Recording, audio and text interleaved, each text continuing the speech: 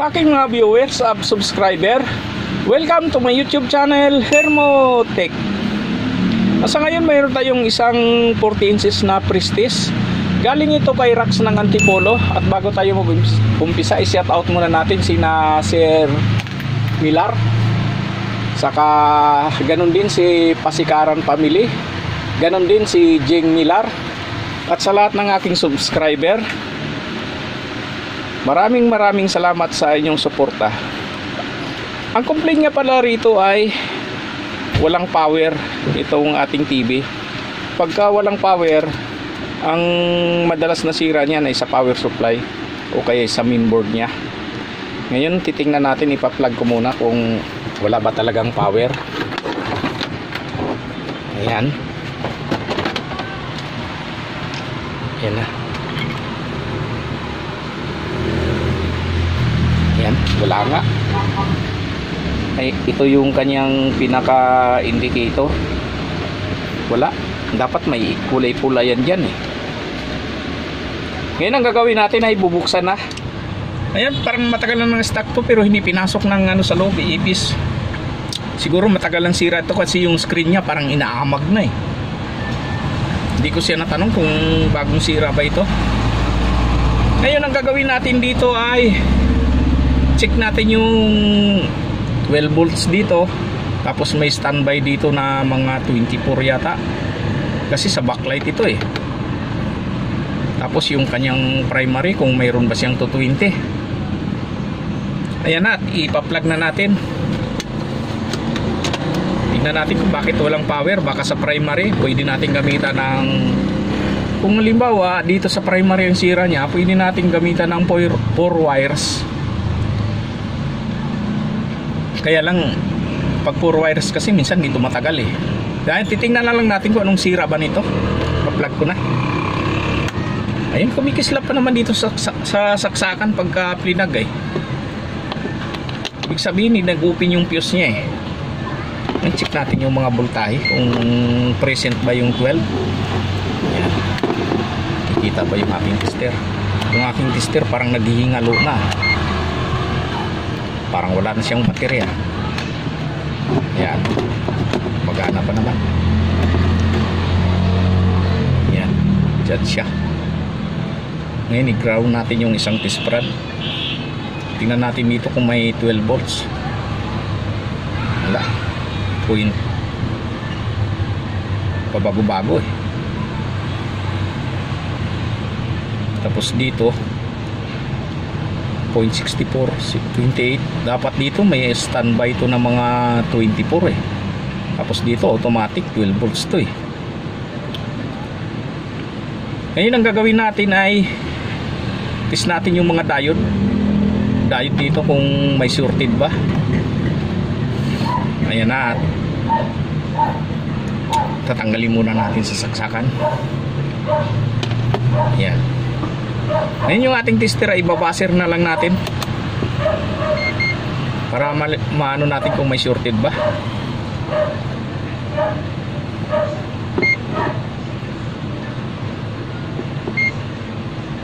Teka, mahina na yung battery ng aking tester.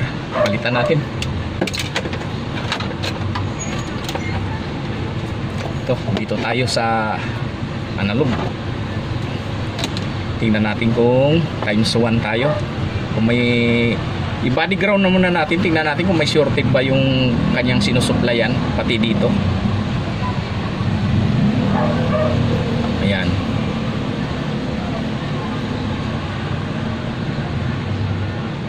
Tapos balik na rin natin. Pag pumalo pa rin yan, ibig sabihin may shorted na. Ay, good eh. Ito sa kabila ganun din, good din siya eh. Tapos test natin tong mga diode na parang MOSFET type. Yan, good. Balik na rin natin. Yan, good siya. Kabila naman.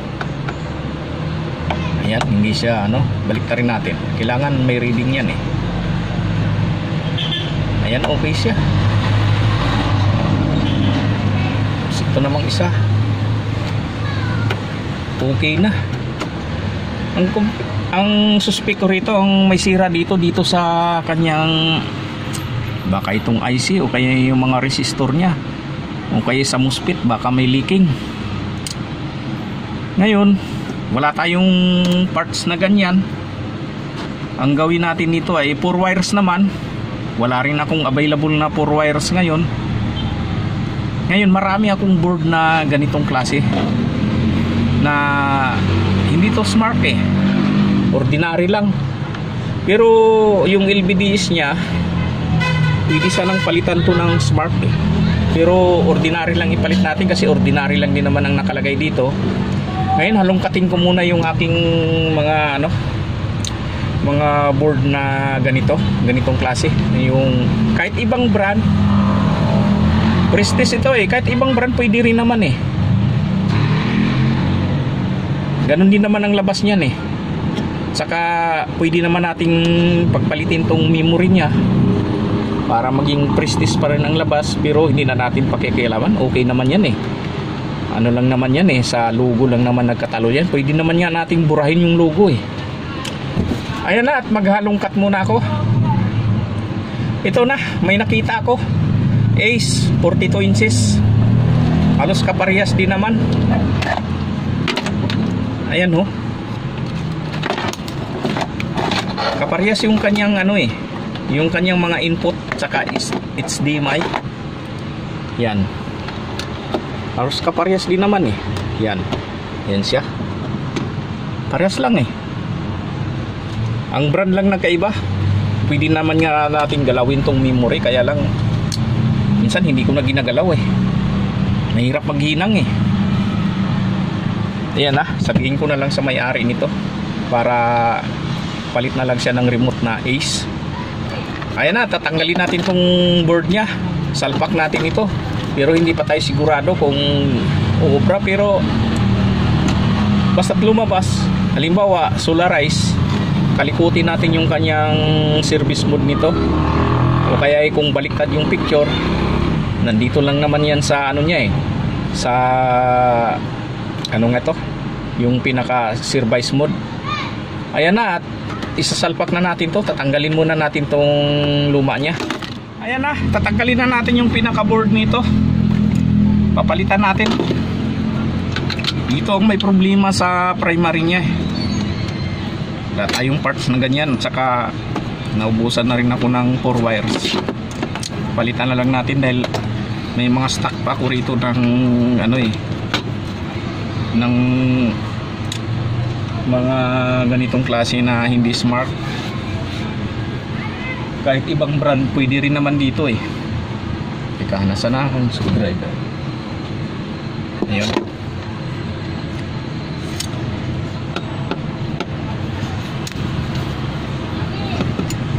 Siya. Halos parehas yung outlet niya eh. Yung mga saksakan niya eh. Ace nga lang, parehas din naman yan eh. Brand lang, yung logo lang naman ang nagkaiba.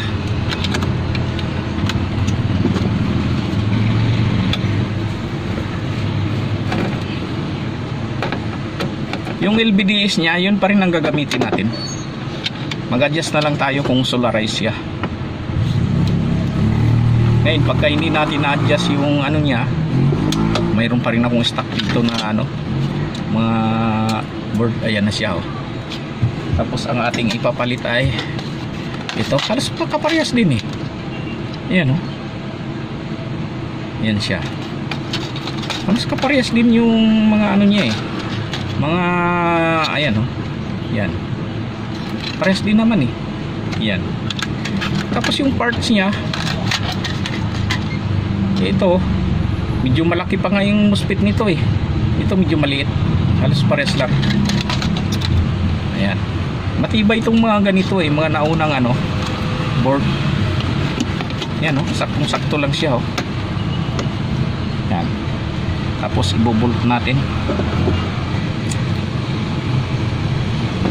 Saktong sakto lang eh.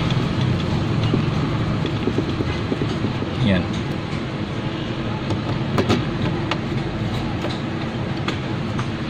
Tapos dito rin yung LVDs nya. Ngayon sa kanyang button, halimbawa volume, ano yung lumabas, source, kaya ano, pagpalitin na lang natin. Madali lang naman ano yan eh, i-connection yung mga ano niya, mga switch niya, kasi hindi rin tayo magbabago ng switch. Ayan o, dito pa rin, yun pa rin ang ipa-plug natin. Ayan, tapos babalik natin to, halos parehas din eh. Ayan, parang walang nabago eh. Ayan na siya.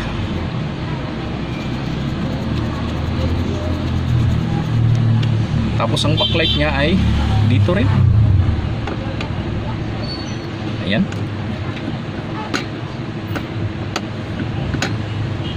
I-ulit-ulitin natin kasi parang crowded na eh, para malinis. Ayan. Ayan siya. Ayan na, itesting na natin to. Ayan, nasa uli ko na rin. Tapos to, pansamantala lang muna yung cordon niya. Andun yung cordon niya sa takip eh. Saksakan natin ng TV Plus. Tingnan natin kung okay ba yung picture niya. Ayan.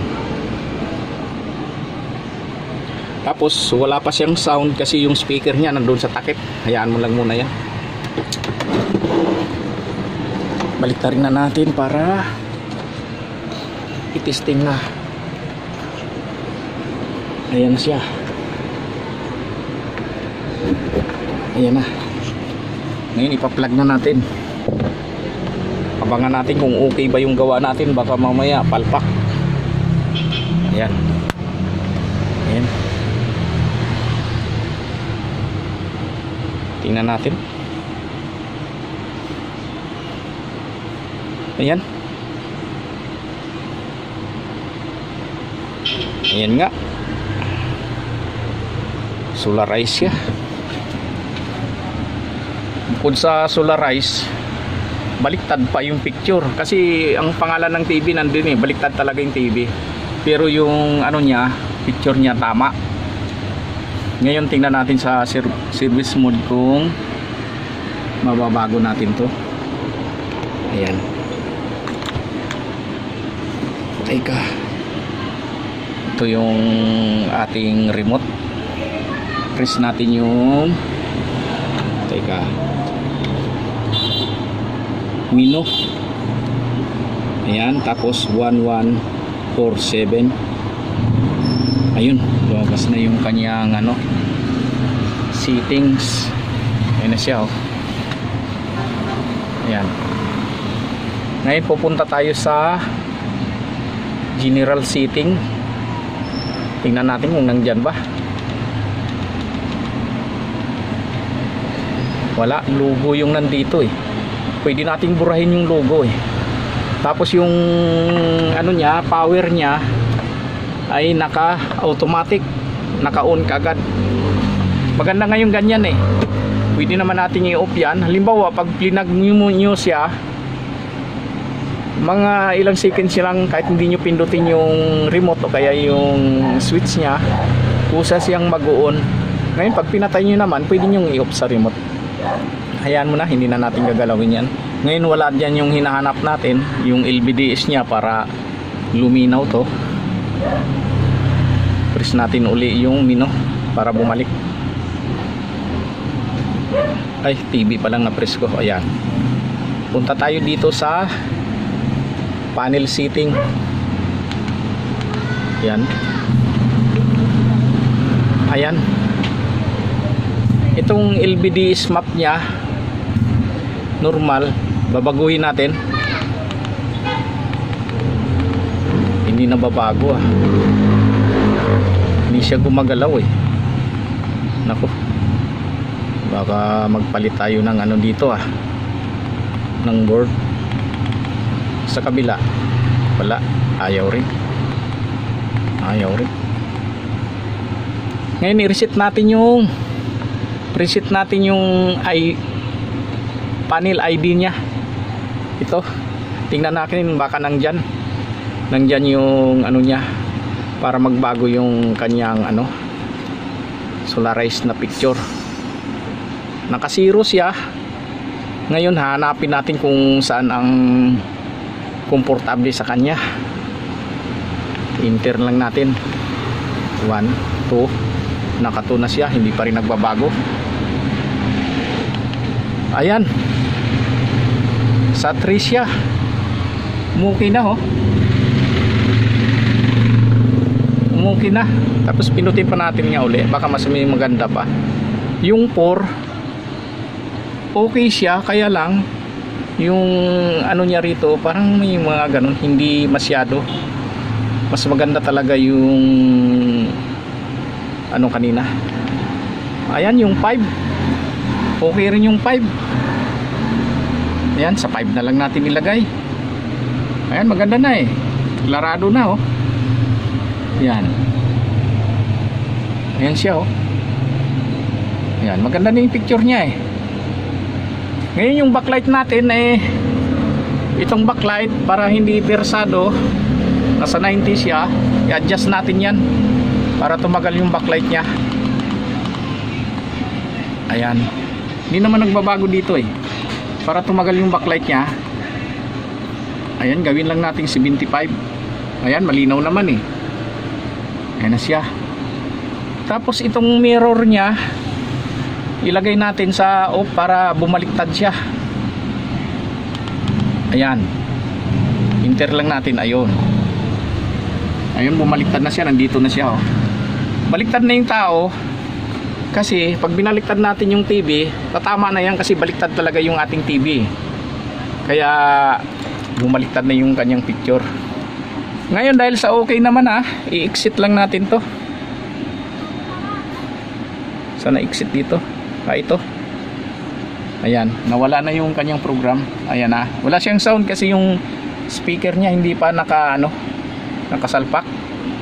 Ayan, malinaw pa siya, hindi na damage yung kanyang yung kanyang panel. Wala siyang kaguhit-guhit eh. Tingin ko matagal lang na stock to kasi inaamag na eh. 3 kasing TV yung pinadala sa akin dito ni Rax, galing Antipolo. Pina-rider niya eh. Para sa yung 4 na gulong. Yung delivery. Kasi pag sa rider hindi pwede eh kasi 3 eh. Yan, okay naman oh. Yan. Ngayon lilinisin na lang tong panel na ito. Lilinisin ko na lang yan dahil meron naman ako ritong panglinis. Tapos tingnan natin tong button niya kung tumatama ba. Ngayon pagka hindi, i-correct na lang natin to. Madali lang naman to eh. Nagpapalit-palit lang naman to eh. Ngayon yung volume niya, tingnan natin kung tumatapat ba. Volume may source ang lumabas eh. Yung negative ng volume wala. Tapos yung menu ang pinindot ko eh, volume ang lumabas. Ayan oh. Yan, volume ang lumabas. Madali lang naman yan. Ayusin lang natin yung connection yan. Pero ang kinainaman dito dahil okay naman na siya. Ayan na, umpisa na natin to, tapos lilinisin na lang. Tapos ibalik natin yung pinaka-cover niya. Ayan. Saka nalinis na rin natin yung screen niya, inaamag na eh. Parang matagal nang nakastock eh. Ayan, Prestige. Ayan. Ngayon ang gagawin natin ay ipa-plug na natin. Automatic nito kahit di pindutin nag-on siya kasi nakalagay siya sa automatic eh. Ayan, antayin na lang natin. Ayan nag-iilaw yung kanya. Pag nawala yung ilaw na yan, yan, okay na. Ayan na siya. Ayan. Teka, ilipat natin. Copyright yan eh.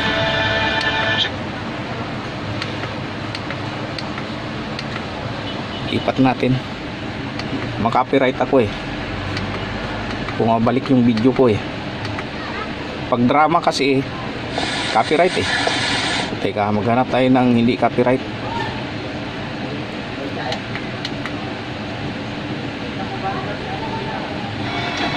Ito ang alam ko. May 5 minuto. Naging patapon ang buhay ko. Puro copyright ah.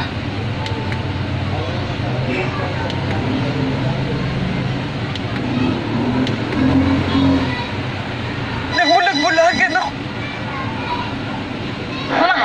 Kahit ano pang sabihin Ayan. nila, ipaglaban mo siya. Ayan, okay na siya. Ayan, malinaw na malinaw pa. Marami naman siguro nagmamahal. Ayan. Sa puso ko, iingatan. Ayan lahat, maraming salamat sa inyong panonood and please like, share, and subscribe to my YouTube channel for more upcoming video. Thank you. TV sa all